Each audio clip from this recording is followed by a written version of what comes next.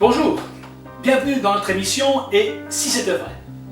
Un blind test. Pour commencer, je vous interprète une chanson et vous me dites à quoi cela vous fait penser. Attention, c'est du lourd, c'est parti. Qui a peur du grand méchant loup? C'est pas nous, c'est pas nous. Qui a peur du grand méchant loup? C'est pas nous, coucou. Étonnant, non? Ça vous fait penser, bien entendu, après cette sublime interprétation, à l'histoire des trois petits cochons. Leur prénom, vous en souvenez? Non, ce n'est pas Riri, Fifi, Loulou, ça ce sont les neveux de Donald. Ici, il s'agit de Nif Nif, Naf Naf et Nouf Nouf. Oui, je sais, il fallait y penser.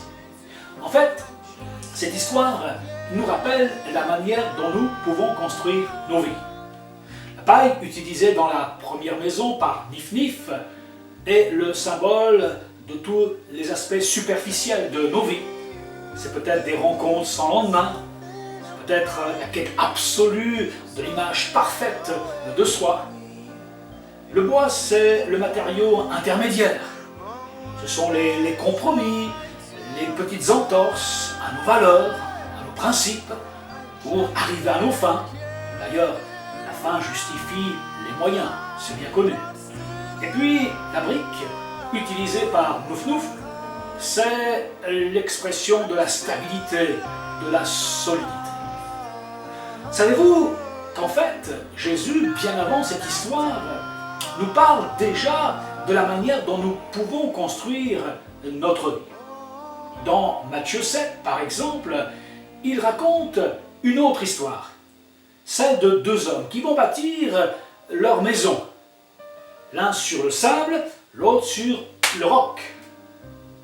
L'un est qualifié d'insensé, l'autre est qualifié de sage.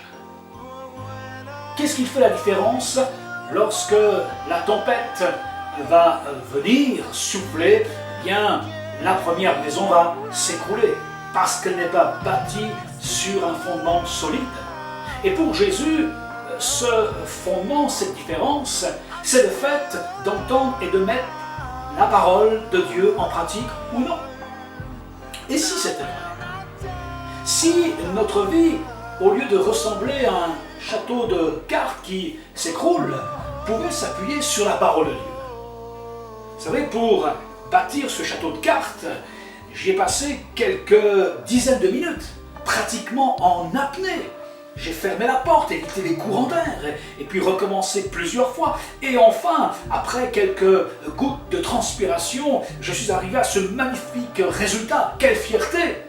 Sauf que, en quelques instants, eh bien, ce château de cartes peut s'écrouler à cause de cette tempête qui va venir.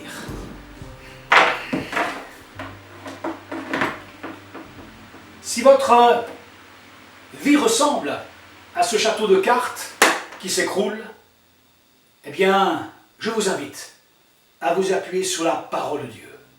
Lisez la Bible et demandez à Dieu qu'il vous secourt. Bon courage et à bientôt.